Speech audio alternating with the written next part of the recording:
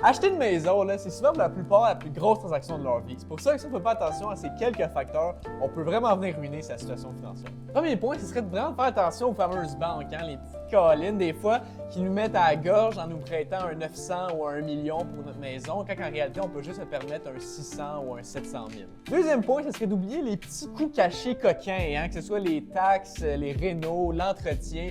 Des fois, il y a des gens qui pensent que ça peut juste être un 1000 ou un 2000 qu'on met de côté puis que ça va être correct, mais en réalité, ça peut être beaucoup plus que ça. Donc, ça aussi, à faire attention. Troisième point, ce serait de négliger tout ce qui a rapport avec les assurances. Hein? Au Québec, tout ce qui est assurance, souvent, on s'en fout, puis on veut faire ça le plus rapidement possible, mais de bien magasiner, que ce soit pour l'assurance habitation, l'assurance hypothécaire, faire affaire avec les bonnes personnes ressources, un courtier, bref, juste quelqu'un qui va vous trouver les bons produits au bon prix. Quatrième point, tout aussi important, c'est de ne pas prévoir un fonds d'urgence. Hein? On ne sait jamais qu'est-ce qui peut arriver. Toujours prévoir un 3 à 6 mois pour les dépenses, comme le loyer ou les paiements hypothécaires. Ça peut bien nous sauver dans des situations. Cinquième point, ce serait de choisir son hypothèque juste selon le taux. Hein? De ne pas regarder, ça serait mieux peut-être un taux fixe, un taux variable, c'est quoi la durée des prêts, les conséquences des délais de paiement. Bref, tout ça qui pourrait finalement être résolu par un bon courtier hypothécaire, par exemple, qui pourrait regarder tout ça pour vous.